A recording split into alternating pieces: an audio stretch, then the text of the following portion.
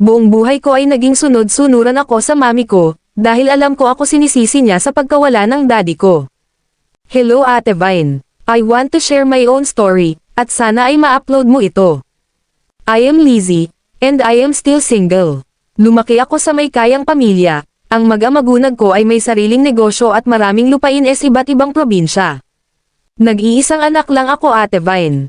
At lumaking spoiled ako sa mga magulang ko, lalo na sa daddy ko. Lahat ng gusto ko ay binibigay lang nila. Ayaw na ayaw ng daddy ko na makikita niya akong umiiyak, sigurado yan aawayin niya ang mami ko. Pero kahit na-spoiled ako, naging mabait din akong anak, masunurin sa kanila. Noong ako ay nakagraduate ng elementarya, sinabi ng daddy ko ano ang gusto ko, or saan ko gusto magbakasyon. Dahil marami na akong napuntahang iba't ibang bansa, gusto ko ay simple lang. Gusto kong pumunta kami sa beach at makasama ko ang mami at daddy ko. Dahil palagi kasi silang busy sa negosyo nila, bihira na silang magka-time sa akin. Ang mami ko, love na love niya talaga si daddy, nakita ko kung paano niya asikasuhin ang daddy ko. Noong kami ay nasa beach na, sobrang saya ko, sabay-sabay kaming naligo. At habang masaya kami sa dagat, may mga lumalangoy doon na mga lalaki, at parang mga nagpapaligsahan sila, habang pinapanood ko sila, sinabi ko pa ang galing naman nila, at pumapalakpak pa ako. Sabi naman ng daddy ko, nako sisiw lang yan sa akin, kayang-kaya ko iyan, sagot ko naman talaga daddy.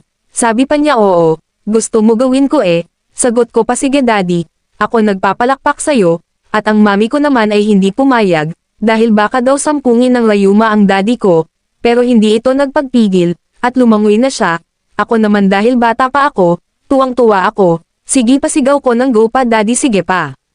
Hanggang sa, hindi na namin siya makita ni mami, hindi na lumitaw ang daddy ko.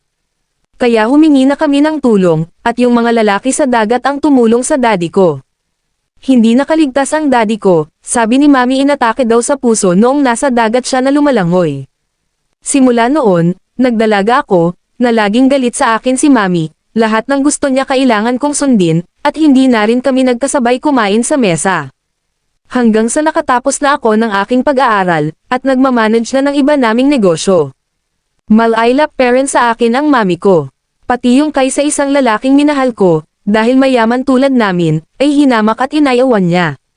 Gusto niya ikasal ako sa lalaking hindi ko mahal, dahil malaking bagay daw iyon sa aming mga negosyo. Sinabi ko sa kanya, aanhin niyo ba ang maraming pera, wala naman kayong pag-iiwanan yan.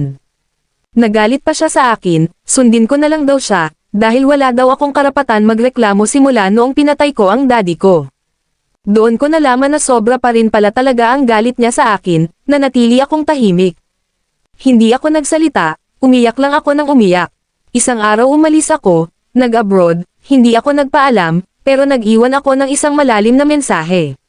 Sa ngayon Ate Vine, andito pa rin ako sa ibang bansa, tumagal na ako dito na wala kaming communication ni mami, pinili kong lumayo.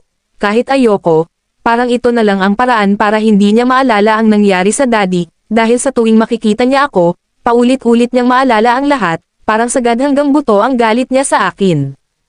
Anak niya ako, dugo at laman niya, pero hindi niya kayang patawarin sa nangyari, hindi ko alam kung kailan siya susuko sa galit niya, andito lang ako, nakahanda na bumalik sa kanya anytime, basta kaya na niya akong tanggapin, bilang anak niya.